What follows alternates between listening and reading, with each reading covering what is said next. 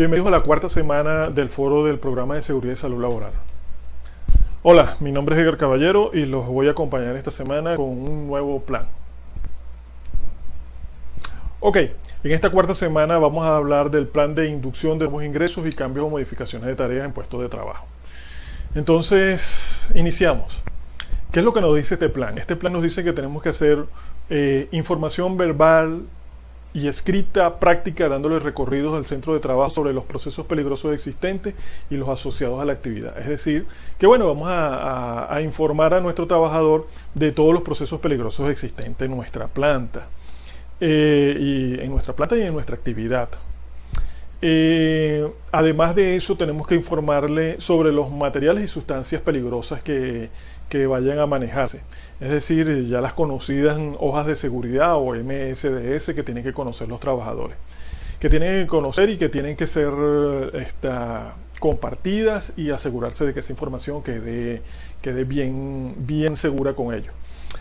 Pero acuérdense que esto es un procedimiento. El procedimiento lo que nos va a ayudar es a determinar cómo vamos a actuar, es decir, cuáles son las fases que hay que cumplir para la entrega de estos documentos y para la verificación de que estos documentos en verdad se hayan entregado al trabajador. ¿Por qué? Porque tenemos acciones preventivas en lo que estamos hablando en este momento, pero después tendremos acciones correctivas en caso de que detectemos de que algún trabajador no haya recibido la información correctamente. Entonces todo eso debería estar en un procedimiento, es decir, ¿qué pasa si un trabajador que no ingresó con esta información y cómo lo vamos a resolver? Además, ¿quién lo detecta? O quiénes pudieran detectar que ese trabajador no recibió esa información. Todo eso deberíamos tenerlo procedimentado dentro de nuestro plan. Evidentemente que la meta del cumplimiento de este plan está muy clara, es el 100%, es decir, que todos los trabajadores deberían tener esta información. Si nosotros detectamos que nuestra meta no está siendo cumplida al 100%, evidentemente que tenemos que tener acciones correctivas. Ok, aquí hay otro punto que está muy claro en el plan y que siempre ha sido una pregunta muy frecuente con relación a qué se le debería entregar al trabajador. Y es que nos indica que en el punto 2.2.3, información verbal y por escrito de los principios de prevención de las condiciones inseguras o insalubres existentes en el lugar del trabajo, procedimientos seguros de trabajo acorde a las actividades desarrolladas. Entonces aquí nos indica dos cosas muy claras.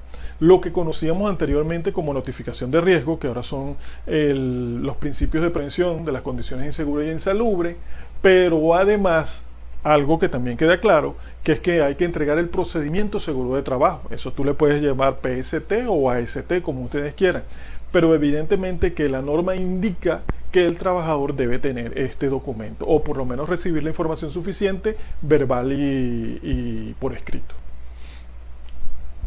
¿Cuál es el siguiente plan? El siguiente plan es el de el de educación periódica de los trabajadores y trabajadoras, contemplando los siguientes aspectos. Sí, los nombres de los planes no ayudan muchas veces a aclarar exactamente las diferencias entre los diferentes planes. Por ejemplo, el proceso de educación es muy amplio y ya tuvimos un plan anterior donde hablamos mucho de formación del trabajador. Entonces este viene y nos dice educación periódica. Yo tengo una particular forma de ver este plan. La forma de abordar este plan debe partir primero de la detección de necesidades de educación al trabajador. Es decir, lo que hace recursos humanos, que es una detección de necesidades para determinar cuáles son las competencias que deben tener el trabajador en cada uno de sus puestos de trabajo. Entonces también nos dice que tenemos que dar información teórica y práctica sobre los procedimientos inherentes a su actividad, considerando los procesos peligrosos asociados al proceso de trabajo. Es decir, que en esa información teórica, práctica, donde van a estar las habilidades y los procedimientos que él debe tener en su trabajo, es decir, cómo opera su maquinaria, cómo opera su montacarga, cómo opera los instrumentos que tienen que operar, debemos incluir la consideración de los procesos peligrosos. Es decir, que además de la información básica, tienen que estar incluidos los procesos peligrosos. Aquí hace un aparte específico donde nos dice que los miembros del comité deben tener una educación especial e integral. Vean que esto no estaba en el anterior plan, pero sí lo indica en este plan. Entonces aquí sí está muy claro. El comité debe tener un programa específico o un cronograma, para llevarlo más claramente, un cronograma específico de adiestramiento, básicamente para que pueda cumplir los objetivos que indica el programa. Es decir, ¿qué es lo primero que debería conocer el comité? Pues la seguridad básica, la legislación básica y evidentemente todas las fases que cumple dentro del programa de seguridad. Todo eso debería estar en un cronograma específico de adiestramiento para el comité. Ok, en el siguiente punto vemos que nos indica que se debe impartir a los trabajadores y trabajadoras educación periódica actualizada que garantice la permanencia de los conocimientos y la cultura de seguridad y salud en las actividades. Su periodicidad estará sujeta a la revisión del comité. Pero cuando ellos hablan de educación no me parece muy claro. ¿Por qué? Porque como ya les dije, la educación es un sistema muy complejo. Entonces, cuando me dice que tiene que ser periódica y actualizada, yo sustituiría la palabra educación por información. Y eso nos ayuda mucho a comprender este plan. Si nosotros tenemos un sistema de información periódica y actualizada que garantice los conocimientos y la cultura de seguridad, entonces ya tenemos un poco más claro qué es lo que podemos hacer en este plan. Pero acuérdense que debemos tener un sistema y este sistema nos dice que tenemos que tener un valor y ese valor es el que vamos a medir. Evidentemente que si damos información periódica, pudiera ser a través de medios, por ejemplo, carteleras o trípticos o lo que ustedes consideren, esa información tiene que ser verificada y tiene que ser verificada que estamos cumpliendo con este objetivo de que en verdad haya permanencia de la cultura de seguridad.